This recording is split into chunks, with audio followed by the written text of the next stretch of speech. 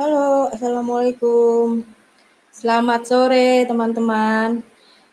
Hari ini kita akan menjalankan program mingguan berlima yang biasanya kita mulai lewat Instagram ya. Kali ini kita akan coba membaca cerpennya lewat Facebook. Nah, sore ini karena biasanya jam 7 malam ya kita live, kita akan mulai di jam 4 karena nanti malam masih pada takbiran tentunya.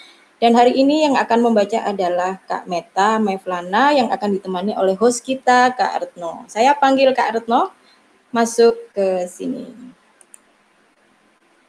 Selamat sore, Assalamualaikum semuanya.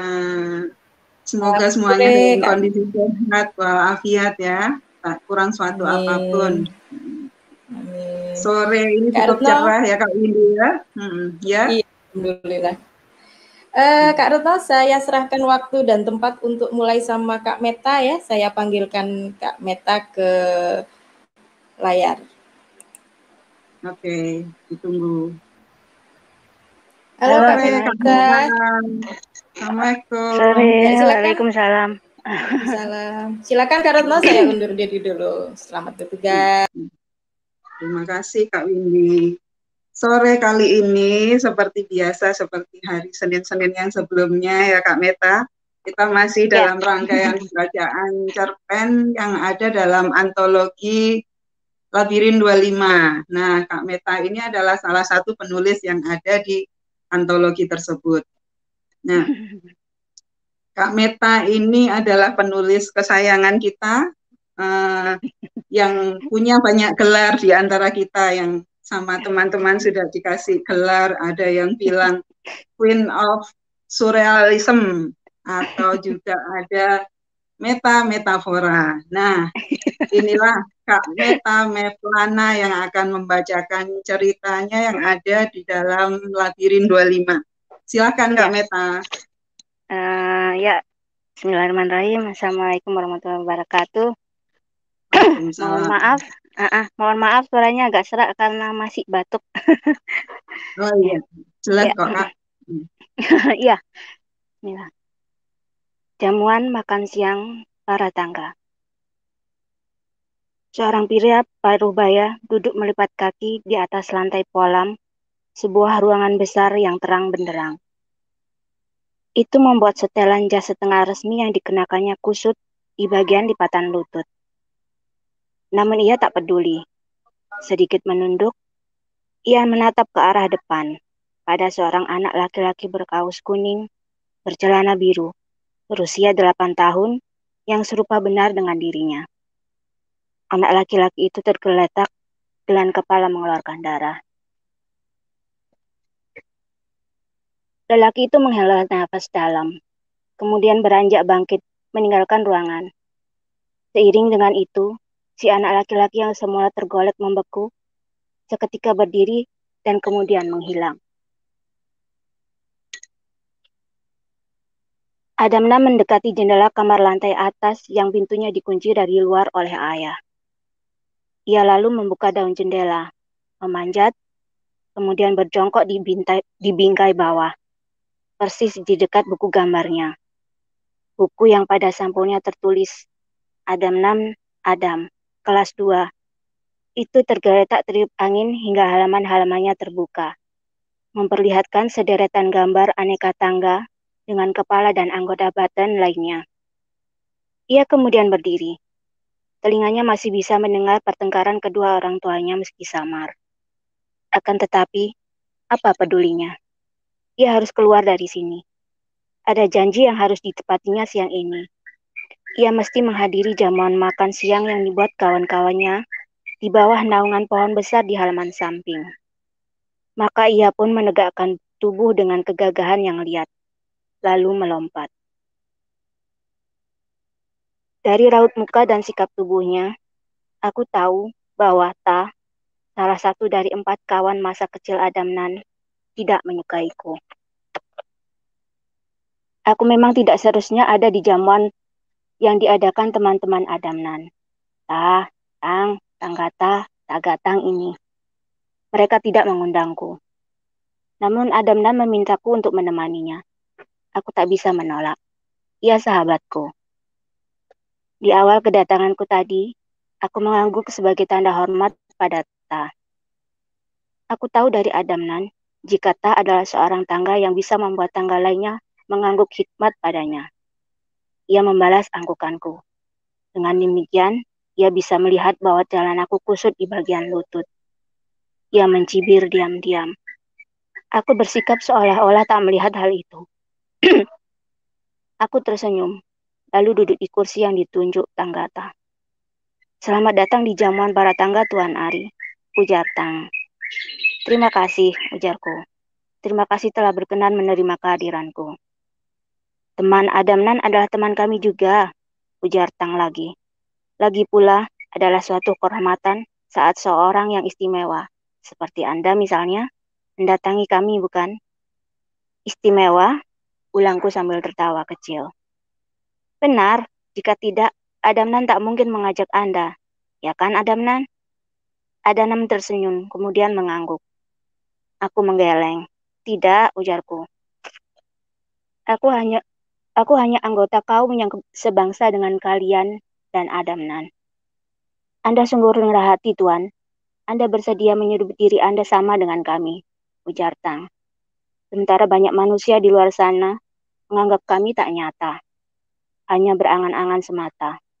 Karena itulah kami hanya layak disebut sebagai teman hayalan, yang pada saatnya nanti akan menghilang dengan sendirinya. Sebagian besar karena dilupakan, timpal Tanggata. Benar, lanjut Tang, karena itulah kami dikatakan berada di bagian otak yang sama dengan para roh orang mati. Aku kembali tersenyum. Acuhkan saja mereka. Mereka hanya orang-orang malang yang tak sanggup melihat keberadaan kalian. Benar, tentu saja. Saat teman-temannya yang lain begitu bergairah bercakap denganku, aku kembali melihat Ta mencibir diam-diam. Mungkin ia menganggap tingkah laku temannya tidak pada tempatnya. Sangat bertolak belakang dengan sikapnya saat mendengar bahwa kabar ayah Adamnan meninggal dunia 3 minggu yang lalu. Ayah sudah tak ada, Tuan Ari, ujar Adamnan waktu itu. Itu artinya setelah 20 tahun berlalu, sejak terakhir aku melihat mereka, aku sudah tidak lagi memiliki alasan untuk tidak kembali memanggil kawan-kawanku, para tangga. Adamnan kemudian bercerita bagaimana ia dulu mengagumi Ta. Aku akan menjadi sepertimu, Ta. Begitu aku biasa berkata. Tenang, Adamnan. Kempal, perkasa, punya banyak laci rahasia. Cerita kemudian berlanjut dengan bagaimana sahabatku itu bertemu Ta untuk kali pertama. Adamnan baru berusia 6 tahun ketika ia dan kedua orang tuanya pindah ke rumah tempat Ta bermukim. Ia sering duduk di pijakan anak tangga Ta, merapikan mainan dalam kotak sorong yang terdapat di kolong pijakan, atau menyadarkan tubuh ringkingnya di dinding belakang punggung Ta yang saat itu belum tahu jika namanya adalah Ta jika Adamnan tidak memberitahu. Kau Ta, kau temanku yang pertama. Bak kerja debu ajaib yang ditepankan seorang penyihir ternama. Kalimat Adamnan seketika melahirkan Ta si tangga ke dunia. Menyalakan, menggerakkan, memerdekakan sebuah jiwa yang lama mendekam dalam bui kebendaan. Baiklah, ujar Ta begitu matanya terbuka. Tanpa bersusah payah seketika mengenali Adamnan sebagai karibnya. Jika aku yang pertama, maka ada yang kedua, ketiga, dan seterusnya. Sebaiknya kita mulai menemukan mereka. Selang 2 dasawarsa kemudian, Adamnan kembali menemukan mereka. Kita harus mengadakan jamuan makan lagi, Adamnan, ujar Tanggata sambil melonjak-lonjak senang. Setelah sebelumnya mereka saling bertangisan melepas kerinduan. Kau dulu melewatkannya. Benar, ujar lainnya seia. Kali ini pasti berjalan sempurna, Adamnan, sebab orang yang bisa mengganggu sudah tak ada. Ibunya masih ada, kalian lupa, bekas Ta.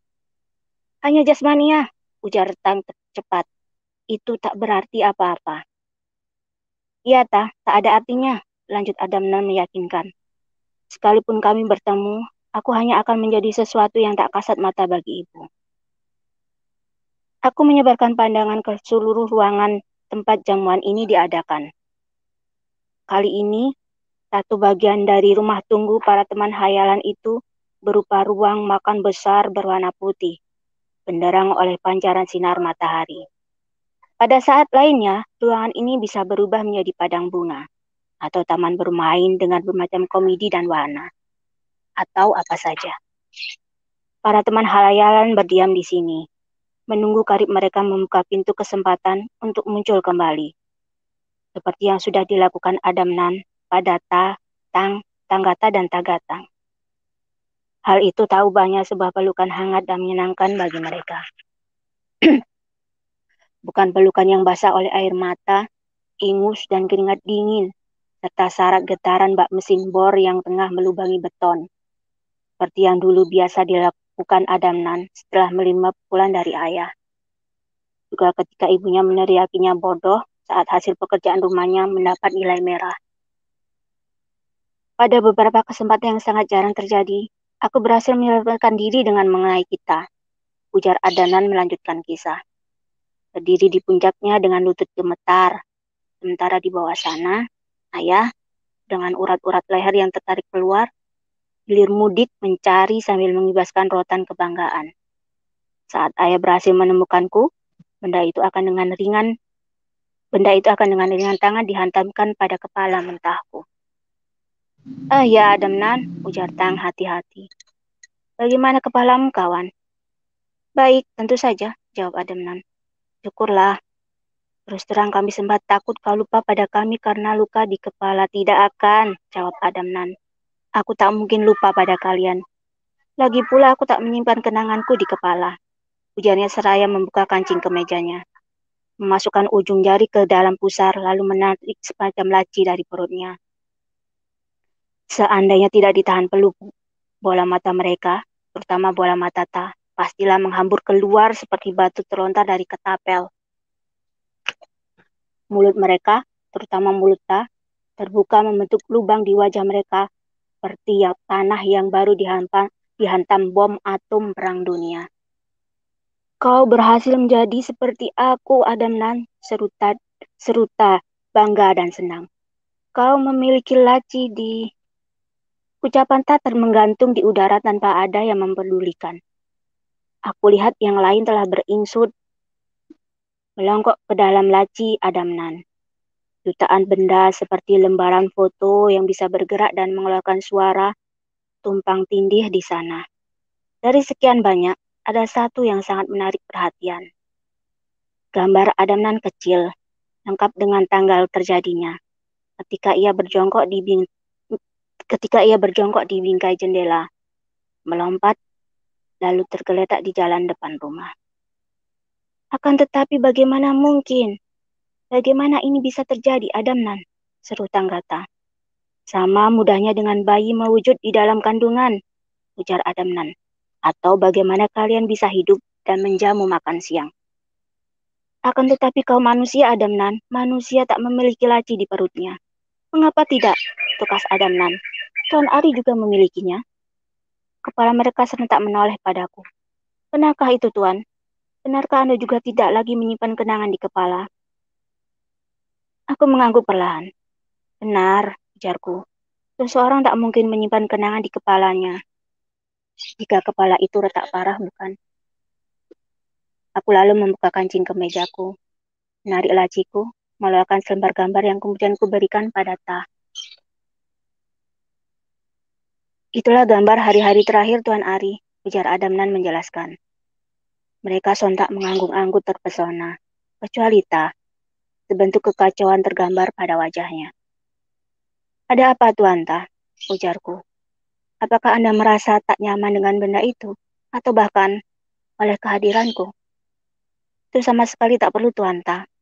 Aku hanyalah anak yang tinggal di bagian otak manusia yang sama dengan teman-teman hayalan. Bersama Ari-Ari dan Adamnan-Adamnan lain. Dalam rumah tunggu yang lain. Berharap agar kami dikenang. Berharap agar kisah kami tak terulang. Namun kami dilupakan. Kisah kami masih tak berkesudahan. Akan tetapi tak mendengarku. Ia tetap menganggapku telah merebut Adam darinya. Itu membuatnya marah. Ia menyambutkan tangannya ke permukaan meja, hingga sebagian piring, gelas, dan alat makan lainnya terlempar ke lantai. Ia lalu melangkah keluar ruang jamuan setelah lebih dulu melempar gambar pemberianku begitu saja ke atas serpihan alat makan yang berserakan. Kau mencuri uang itu, nak. Suara ayah dingin dan menusuk dalam. Mengaku saja. Ari kecil menggeleng. Gelengan itu membuat nyeri akibat benturan ke dinding di kepalanya makin menjadi. Demikian pula dengan kemarahan ayah. Lelaki itu sekali lagi menampar wajah, meninju perut, dan menendang kaki Ari hingga anak itu jatuh ke lantai kamar mandi yang licin oleh ompol dan percikan darahnya. Ayo, mengaku. Ari belum sempat menggeleng lagi ketika ayah meraih tubuh remuknya, lalu kembali membenturkan kepalanya ke dinding. Seketika kaos kuning Ari dihiasi bercak-bercak kemerahan, sementara dunia di sekelilingnya menghitam. Namun lambat-lambat masih sempat didengarnya ayah berkoar. Ayah tak mau kau jadi anak nakal. Ayah sedang menunjukkanmu ke jalan yang benar. Setelah itu, senyap. Terima kasih. Oke. Keren, Kak Meta. Saya jadi setiap kali membaca cerita Kak Meta itu saya perlu 2 kali untuk bisa memahaminya. Perlu baca 2 kali itu Kak Meta. Penuh misteri dan teka-teki. Boleh kita ngobrol-ngobrol Kak Meta? Silahkan Ya, kalau mau boleh ambil sekali. nafas dulu. Ambil nafas dulu. Ya. Terbawa suasana sepertinya ya. Iya, lagian juga batuk, jadi beli. Iya, iya. Ini bagus sekali Kak Meta. Ya, kasih. Bagus sekali. Ini saya pertama kali membaca cerita ini jadi teringat memori waktu kecil. Apakah ini ada Apa? idenya berasal dari kejadian di masa lampau, Kak, yang waktu itu heboh dan sempat difilmkan juga. Idenya dari mana ini, Kak? Ya, sebenarnya memang cerita ini ngambilnya sih dari kasus Ari Hanggara ya. Hmm. Uh, uh, ke, pada intinya ya kekerasan dalam rumah tangga, terutama pada anak-anak. Ya. Cuman gimana caranya agar agar sifatnya surrealis, jadi nggak benar-benar langsung ditunjukkan secara nyata. Dan sebenarnya ini kan ada dalam antologi Labirin 25 ya, yang Ya. notabene sebenarnya adalah misteri sebenarnya. Ya. Dan sebenarnya makan siang bala tangga ini nggak termasuk misteri sih, lebih ke iya ya, kalau kalau misteri itu kan agak-agak istilahnya ada pencarian masalahnya atau apa. Kalau kalau ini sih memang sebenarnya nggak masuk kategori misteri, tapi karena waktu itu saya sudah mentok ya sudah, akhirnya masuknya yang ini aja gitu. Sebenarnya nih lebih termasuk Oh termasuk iya, tapi ke ya ya, kenapa? tapi ada misterinya juga, Kak, karena ini kan digambarkan dengan cara yang berbeda yang membuat orang bertanya-tanya. Jadi semacam teka-teki bagi pembacanya dan itu bagi saya adalah misteri. Terus Iya, ya. kasih. Gimana Kak Kenapa? Meta ini menghubungkan merangkaikan ide tentang kekerasan dalam rumah tangga dengan tangga. Ini saya yang takjub ini. Bagaimana bisa bisa yang ini bisa disatukan antara tangga dengan peristiwa kekerasan dalam rumah tangga. Awalnya sih ini idenya juga karena kan dari tugas kan ya Kak Retno. Ya. Jadi waktu itu kan di batch 2 itu kita awal-awal materi kan kita diberi ini setiap setiap setiap peserta diberi satu benda yang harus diwujud di apa dibuat imajinasinya tentang Hmm. tentang apa dan bagaimana benda itu gitu. Nah, kebetulan Hmm. saya dapat tangga dan tangganya Oh. itu sebenarnya bukan tangganya itu sebenarnya lebih menuju ke tangga ke bulan gitu. Tangga ke bulan. Jadi bukan tangga yang airnya jadi cerpen ini.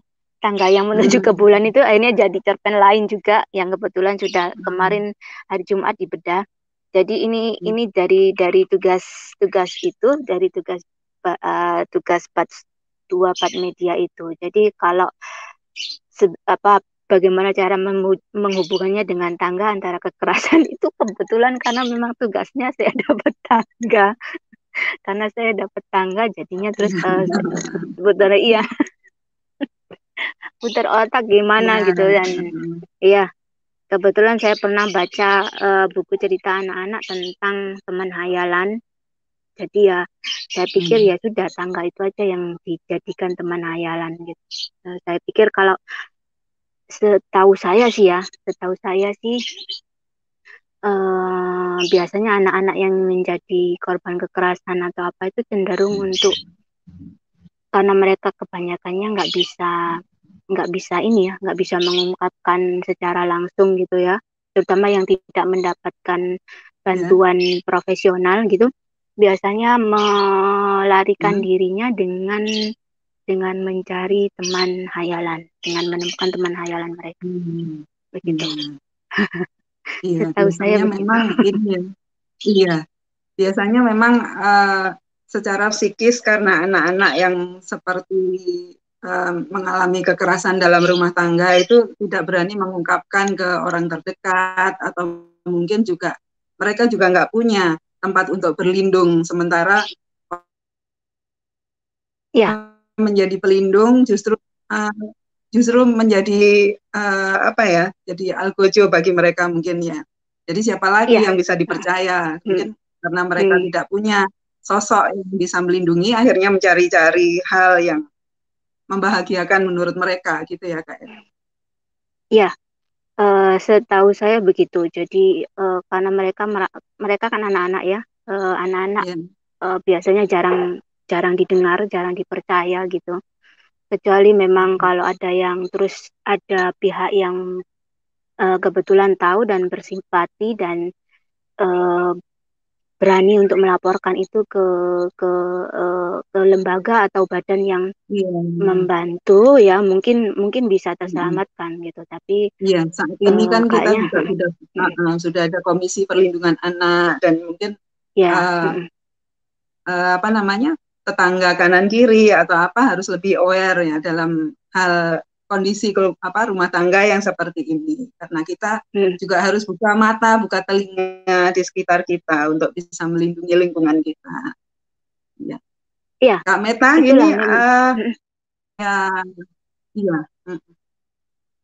ini Kak Meta menggabungkan dua kisah sepertinya ya. Ada di sini ada tokoh Ari, Tuan Ari sama Adamnan ya.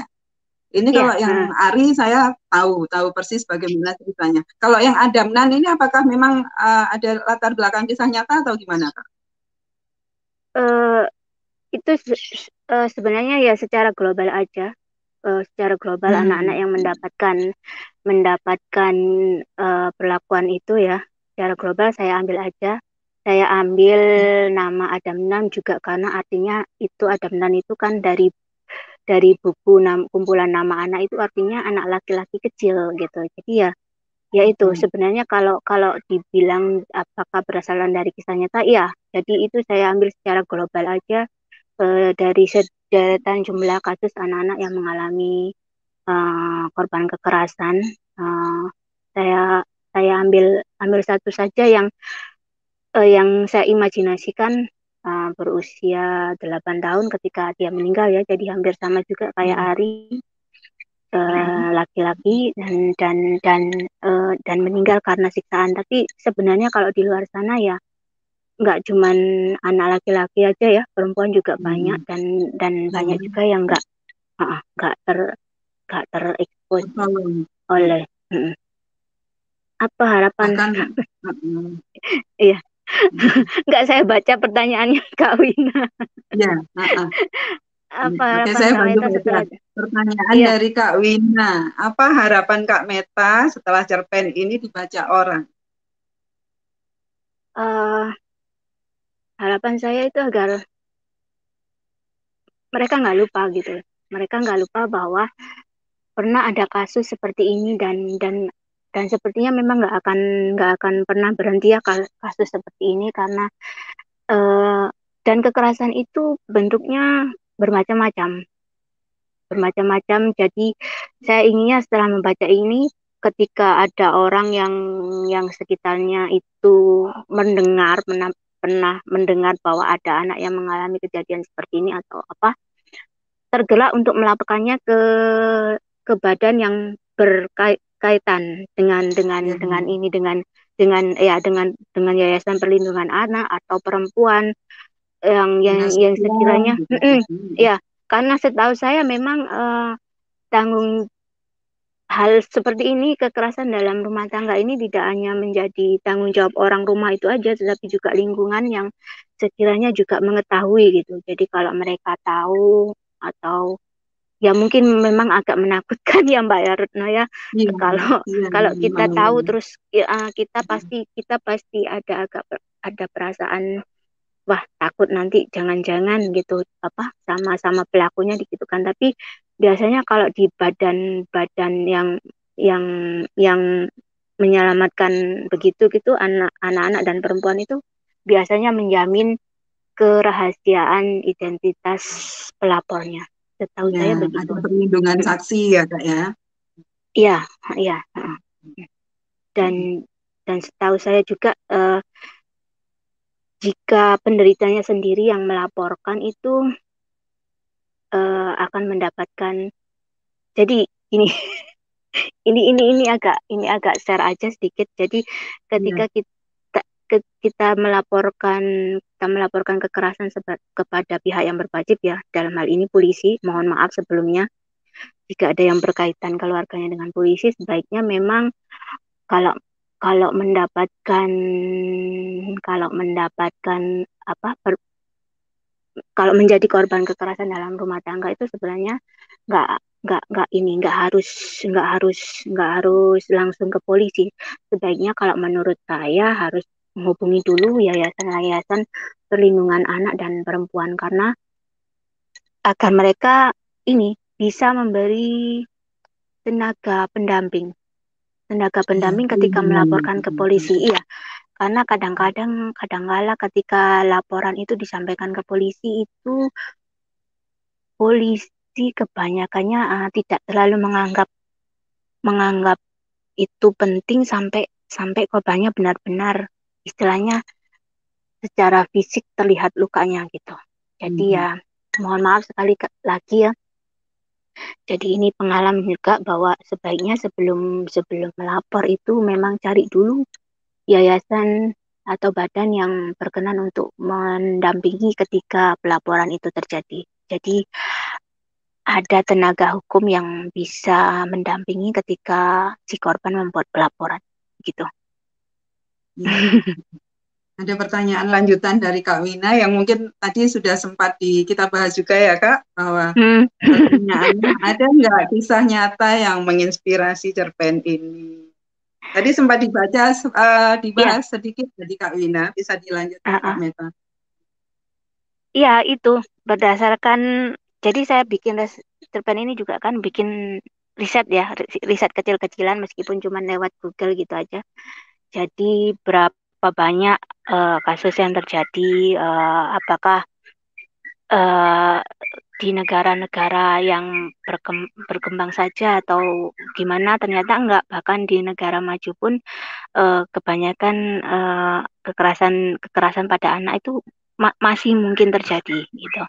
Jadi ya memang berdasarkan kisah nyata yang secara global banyak dialami oleh anak-anak korban kekerasan. Cuman mungkin untuk Adamnan itu ya secara nama, secara usia itu saya bikin fiktif. Tapi untuk Ari itu memang riset saya itu menunjukkan bahwa ketika ditemukan meninggal, Ari itu memang pakai baju kaos kuning dan celana biru. Jadi ya itu itulah pentingnya riset juga dalam menulis. Jadi meskipun kita nulisnya fantasi atau magic realis atau apapun lah bentuknya, itu harus berdasarkan based on fact gitu. Jadi memang benar-benar ada faktanya yang menunjukkan itu apa gitu. Jadi kita nggak ngelambiar. Iya, jadi ini Kak Meta risetnya cukup panjang ya, cukup mendalam untuk sampai akhirnya jadi tulisan ini ya Kak ya. Ya, dibilang mendalam juga nggak cuman baca di internet. Baca di Google aja kok, Kak. Ini ada komen dari Kak Dewi nih. Kisah ini mau dibaca beberapa kali tetap menarik. Setuju Kak Ya, Dewi? makasih, Kak. Saya Makasih, Kak. baca beberapa kali, sempat pertama rada mules Iya. karena ada penggambaran yang agak vulgar di Iya, tangga itu. iya, Jadi iya, pertama saya baca mules ini, terus tapi menarik untuk digali lebih dalam. Hmm. Iya, Ini sebenarnya sih, ya, kenapa, Kak? iya Kak Meta. Ini kan sepertinya Kak Meta ingin menggambarkan, kalau saya baca tadi ada 20 tahun. Jadi ada setting waktu yang 20 tahun setelah kejadian Ari kalau nggak salah ya. Atau ini Ya, Kak Meta ingin menyampaikan pesan bahwa sebetulnya kekerasan pada anak itu tidak hanya terjadi di masa lampau. Justru di saat sekarang pun kejadian itu masih banyak terjadi di sekitar kita. Apakah mungkin ada pesan yang ingin disampaikan tentang waktu itu, Kak? iya benar. Kalau kalau setahu saya sih memang masih ada ya. Cuman mungkin eh, se- banyak yang nggak tercover. Tapi banyak gitu loh, masih masih tetap ada. Saya nggak bisa bilang banyak karena saya juga nggak tahu datanya yang secara valid, angka-angkanya berapa, berapa persentase dibandingkan dengan jumlah ini atau itu, kan saya nggak tahu ya. Tetapi memang kejadian seperti ini setahu saya masih ada. Di lingkungan saya juga masih ada. Jadi nggak usah jauh-jauh gitu. Lingkungan saya juga masih ada. Meskipun itu mungkin kecil ya, mungkin eh, dengan dikamuflase sebagai hukuman atas kenakalan gitu. Tapi kadang-kadang saya melihat bahwa kenakalan itu bukan kenakalan yang seharusnya diberi hukuman dengan sedemikian rupa. Kalaupun tidak ada hukuman secara fisik, itu biasanya masih ada kekerasan secara verbal, dan orang biasanya nggak aware bahwa kekerasan secara verbal itu pun bisa terbawa hingga nanti usia dewasa. Seumur hidup. Ya, dan itu nanti bisa berpengaruh juga pada perkembangan jiwa si korban itu sendiri gitu. Ya. Ini hal yang menarik terutama bagi kita perempuan yang berkaitan langsung dengan pengasuhan anak ya Kak ya. Ini Ya. menarik sekali karena ini juga kebetulan kita live ini berdekatan dengan Hari Anak Nasional. Nah, sepertinya ini momen yang pas ya untuk kita untuk merefleksikan diri, untuk merenung Ya, bahwa apa yang ya, kita lakukan terhadap anak-anak yang mungkin bagi kita hal yang wajar, mungkin itu akan membekas seumur hidup di benak anak-anak, di memori anak-anak, seperti yang ya. digambarkan tadi ya, ada si korban tidak menyimpan memorinya di otak, tapi di laci ya Kak. Saya itu gimana Kak bisa ketemu ide menyimpan memori di laci itu? Sebenarnya ini juga hasil dari ini ya. Saya kan suka browsing-browsing, lihat gambar-gambar gitu di internet gitu. Saya suka lihat-lihat gambar surrealis gitu. Kebetulan waktu itu saya eh, lihat gambar ini, apa, orang yang dalam dalam perutnya itu bisa dibuka gitu. Perutnya bisa dibuka dan dalam perutnya itu terdapat banyak sekali benda-benda dari masa kecilnya gitu. Jadi saya terinspirasi dari situ. Ya, jadi memang kalau dibilang apakah ini asli dari imajinasi saya sendiri, enggak juga, karena saya juga dapat dari kiri kanan, dari apa yang saya lihat, gitu, apa yang saya baca, apa yang saya dengar sehari-hari. Termasuk untuk yang laci itu juga saya dapatnya juga dari internet, yang dari gambar itu. Itu bisa didapat di mana aja ya Kak ya? Ya, benar. Buku-buku lama juga biasanya ada ilustrasinya yang bagus-bagus, itu biasanya juga bisa memantik inspirasi kita. Kak Meta ini sepertinya dari kecil amat sangat dekat dengan buku ya Kak ya? Ininya sumbernya banyak. Terbukti di pemilihan diksi penokohan karakter, itu tuh karakter masing-masing tokoh tuh rasanya kuat banget ininya. Apakah Kak Meta tuh istilahnya kalau memberi karakter pada tokoh itu gimana Kak? Bisa sekuat itu tuh? Apakah Kak Meta satu-satu ditulis karakternya begini gimana Pak? Biasanya sih ini aja ya. Kalau kita diberi tema itu biasanya lebih cepat, lebih bisa lebih fokus. Kita maunya ke mana gitu. Jadi karakter itu bisa lebih terbentuknya lebih jelas gitu. Sedangkan kalau seumpamanya kita nulis sendiri itu memang kadang agak susah agak susah mewujudkannya. Tetapi ketika bayangan tentang karakter itu sudah ada gitu, salah satu cara untuk memperkuatnya itu mungkin dengan melakukan tanya jawab gitu. Jadi seakan-akan kita wawancara dengan karakter itu. Bayangkan saja kita ya dalam selembar kertas gitu kita tulis gitu. Kita bayangkan kita berbicara dengan karakter itu, kita mulai aja dengan namamu siapa gitu. Namamu siapa? Apa artinya namamu? Terus setelah itu kamu tinggal di mana? Atau bahkan kamu biasanya kalau pagi makan apa gitu. Kita wawancara yang hal-hal yang kecil-kecil aja gitu, dan biasanya setelah dari wawancara itu terkumpul, itu biasanya ada semacam link ya, keterkaitan antara satu imajinasi dengan imajinasi lainnya, dan itu bisa seperti kata Mbak Wina, bisa dijadikan satu gitu. Begitu.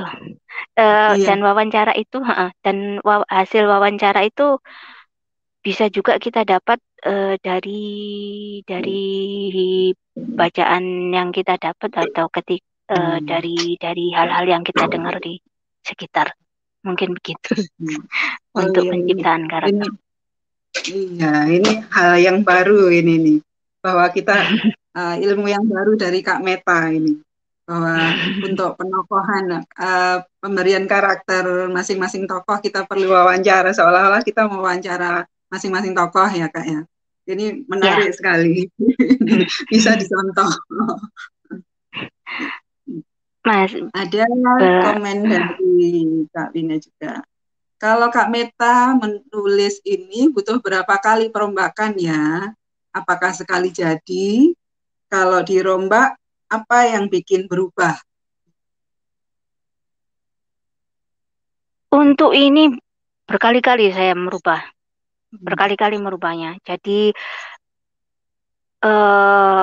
jalan ceritanya gimana, terus setelah itu juga kan naskah ini kan juga dibedah di kelas ya, masukan dari teman-teman juga saya masukkan, terus terakhir juga pada akhirnya saya juga merubah POV naratornya gitu. Jadi enggak sekali jadi. Enggak sekali jadi.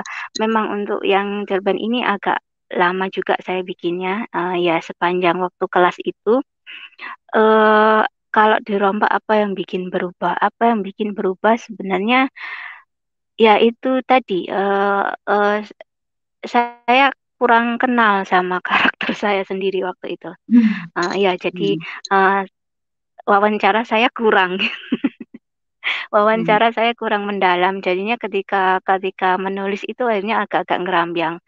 Makanya itu ketika ada di bedah naskah hasilnya memang banyak banyak kritikan juga dari teman-teman yang inilah yang pada akhirnya bisa membangun cerpen ini jadi seperti ini gitu. Tapi Hmm. meskipun begitu ternyata ada yang bilang juga masih bingung bacanya. Hmm. Hmm. Ah, Ya, terus gitulah. ini Kak Meta, ini kan di sini ada digambarkan bahwa tokoh tangga Ta ini kan sepertinya kurang suka dengan Ari. Hmm, Nah, ini mm-mm, apa ini mm-mm. Kak? Ada apa namanya konflik apa antara Ta dengan Ari itu hingga ada ketidaksukaan dari Ta. Saya belum paham ini. Eh, Rasa insecure mungkin ya, Hmm, insecure aja. Ta itu kan dulu udah jadi pujaannya si Adamnan gitu. Adamnan. Hmm, Ya, Ta itu kan adalah ciptaan Adamnan yang pertama. hmm, Jadi dia dia egonya besar. Jadi ketika Adamnan pada akhirnya kembali ingat mereka setelah 20 tahun berlalu itu, dia sih pinginnya dia kembali kepingin dipuja-puja gitu kan oleh Adamnan. Tapi ternyata Adamnan malah hmm. datang dengan teman baru Ari. gitu dan Hmm, ya dan itu membuat membuat Ta tersinggung gitu. Saya pikir saya perlu memberikan sedikit sedikit ini ya membuat tokoh yang memang bertolak belakang dan em, memiliki konflik dengan karakter lainnya karena kalau semuanya sepakat sepaham itu kan cerita nggak akan berjalan dengan baik gitu.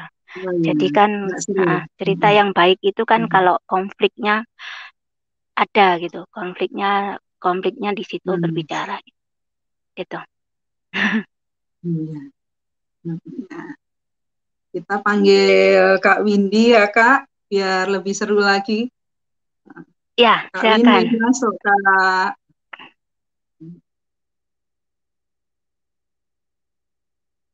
Kak Windy, silakan bergabung. Nah, Iya, sorry. Kak oke. Retno, Kak Meta keren banget ini tadi baca cerpennya. Seneng saya nih lihatnya.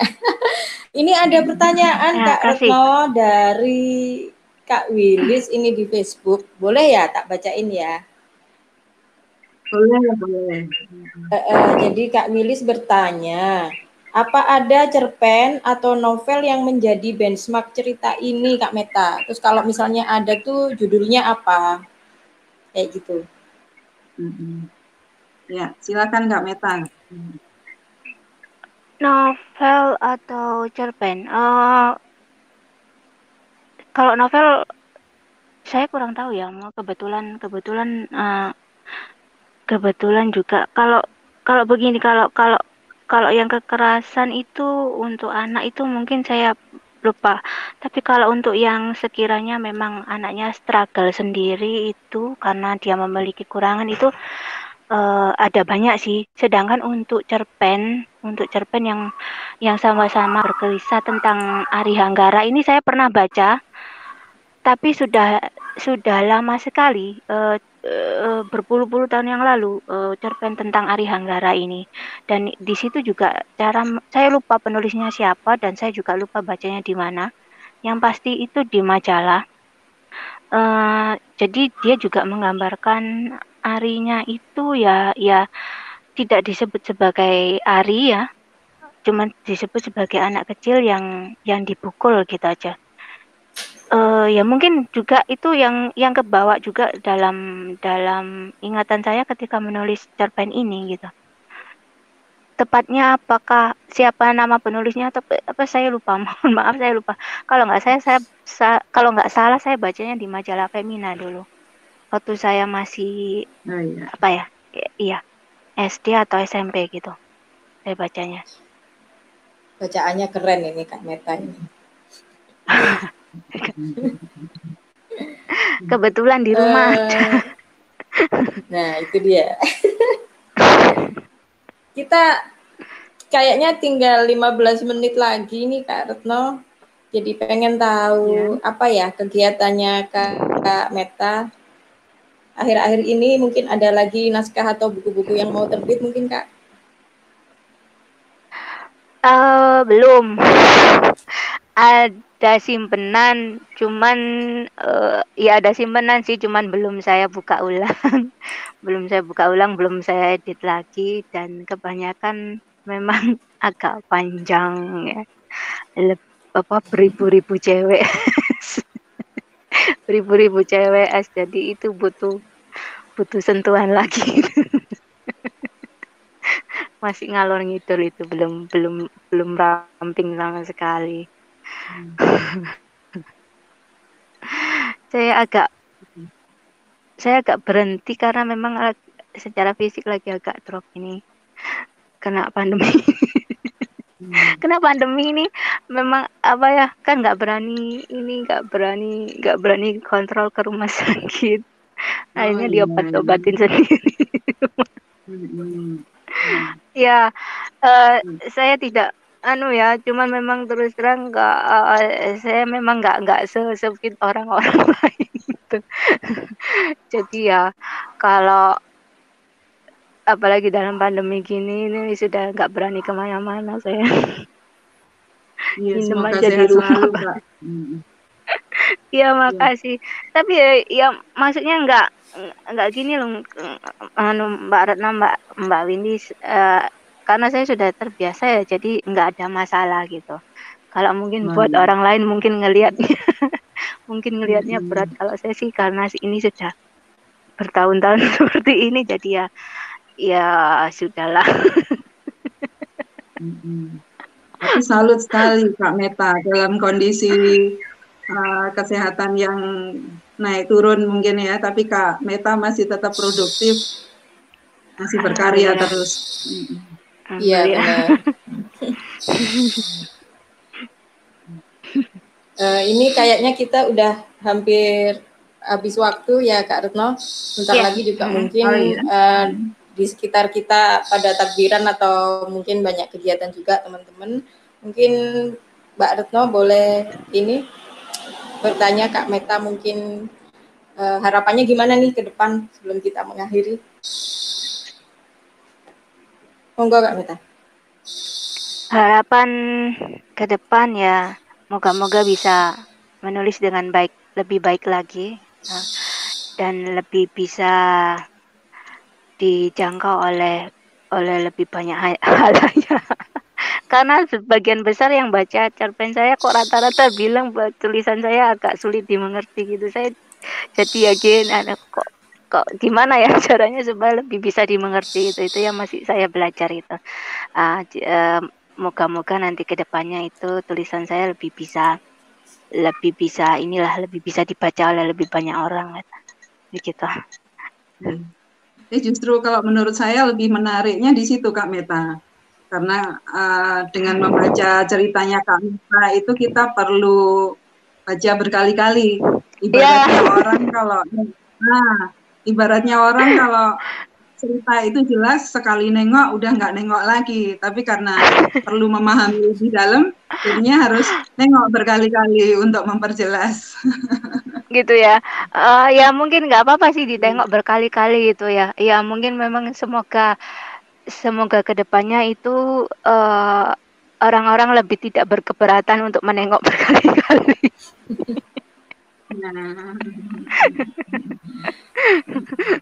Gitu. Keren tapi Kak, tulisannya semua keren-keren. Meskipun harus dibaca berkali-kali, tapi pada akhirnya kita sampai pada satu titik, aku tuh nggak bisa nulis kayak gitu, udah gitu aja.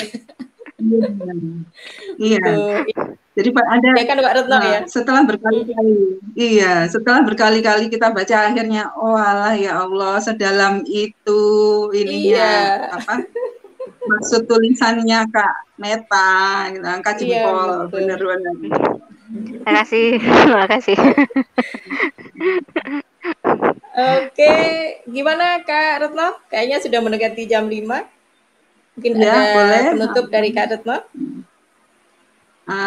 Alhamdulillah acara Baca Cerpen kali ini berjalan dengan lancar, dengan media yang baru, dengan harapan bisa menjangkau peserta, pembaca, minat lebih luas lagi, karena kita di Perlima dituntut untuk selalu berinovasi, untuk mencari hal-hal baru, agar bisa menyampaikan ilmu atau gambaran wawasan lebih luas lagi, sehingga kita bisa menjadi bahagia dan berdaya bersama-sama. Terima kasih Kak Meta atas kesempatannya kali ini. Makasih semuanya sehat. Ya, semoga semuanya sehat selalu dan tetap bisa berkarya. Ya, amin, amin, amin. Baik, terima kasih Kak Retno, terima kasih Kak Meta waktunya. Semuanya. Sampai ketemu lagi. Saya akhiri sampai di sini. Semoga semua sehat selalu. Assalamualaikum warahmatullahi wabarakatuh. Waalaikumsalam warahmatullahi wabarakatuh.